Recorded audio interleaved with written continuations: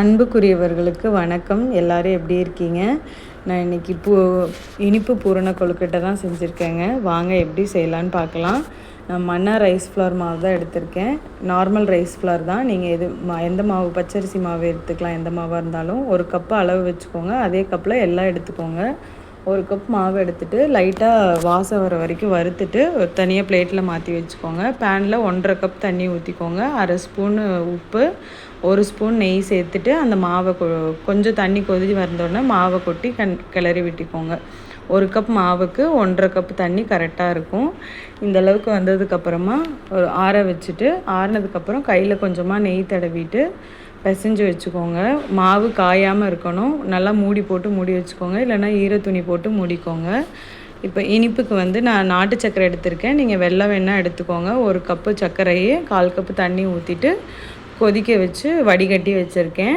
இது உள்ளே வைக்கிற பூரணத்துக்கு கடலை 1/2 கப்பு, கூடவே 4 ஏலக்காய் சேர்த்து இந்த மாதிரி பவுட்ரு பண்ணி எடுத்து வச்சுக்கோங்க, பொடி பண்ணி. அப்புறம் 1/2 கப்பு தேங்காய் எடுத்திருக்கேன். இப்போ ஒரு பேனில் கொஞ்சம் நெய் விட்டுட்டு 1/2 கப்பு தேங்காவை போட்டுட்டு நல்லா வாசம் வர வரைக்கும் வறுத்துக்கோங்க. தேங்காய் நல்லா அந்த வாசம் வந்ததுக்கப்புறமா நம்ம அரைச்சி வச்சுருக்க பவுடர் இருக்குல்ல, இந்த பொட்டுக்கடலை ஏலக்காய் பவுடர், அதையும் இது கூட சேர்த்து அது 1/2 கப்பு தான், அது 1/2 கப்பு எடுத்திருக்கேன். இது ரெண்டும் சேர்த்து 1 கப் வரும். அந்த அளவு கரெக்டாக இருக்கும். அதுவும் கொஞ்சம் வாசம் வந்தோடனே நம்ம வடித்து வச்சுருக்க அந்த சர்க்கரை பாகு இதில் ஊற்றிக்கலாம். ஊற்றிட்டு நல்லா கிண்டி விட்டுக்கோங்க. சர்க்கரை பாகு பதம் தேவையில்லை, இது ஜஸ்ட்டு கொதி விட்டு வடித்து எடுத்து வச்சுக்கோங்க. இதில் நம்ம ஓரளவு இந்த அளவுக்கு திக்னஸ் வந்தால் போதும். ரொம்ப தண்ணியாக இருக்க வேணாம், ரொம்ப கெட்டியாகவும் ஆக வேணாம். ஆறுனதுக்கப்புறம் கரெக்டாக இருக்கும். இப்போ நம்ம பிசைஞ்சு வச்சுருக்க மாவை எடுத்துகிட்டு இந்த மாதிரி உருண்டை பண்ணிவிட்டு கையிலையே நம்ம ஒரு குழி மாதிரி பண்ணி கிண்ணம் மாதிரி ரெடி பண்ணிக்கலாம். ஒரு கிண்ணம் மாதிரி பண்ணிக்கிட்டு இப்போ அதுக்குள்ளே நம்ம மாவு பூரணம் ரெடி பண்ணி வச்சுருந்தோம்ல, அதை ஒரு பாலாக எடுத்துகிட்டு அதையும் இதுக்குள்ளே வச்சு அழகாக நம்ம பிடிச்சி எடுத்துக்கலாம். இந்த மாதிரி பொறுமையாக பிடிச்சி எடுங்க, மாவு கொஞ்சம் பிரிஞ்சு வராமல்.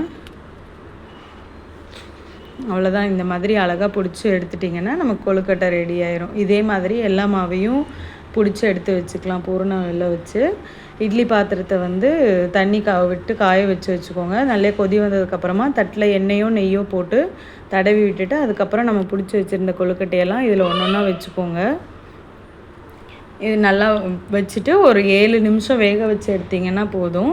ரொம்ப நேரம் வந்ததுன்னா மாவு ரப்பர் மாதிரி ஆயிடும். அவ்வளோதான், நம்மளோட கொழுக்கட்டை ரெடி ஆகிடுச்சு. இது சாமிக்கு கொழுக்கட்டை பிள்ளையாருக்கும் படைக்கலாம். நீங்கள் சும்மா பசங்களுக்கும் வீட்டில் செஞ்சு கொடுக்கலாம். ரொம்ப சத்தானது. நீங்களும் ட்ரை பண்ணி பாருங்கள். வீடியோ பிடிச்சிருந்தா லைக் பண்ணுங்கள். மறக்காமல் சப்ஸ்கிரைப் பண்ணுங்கள்.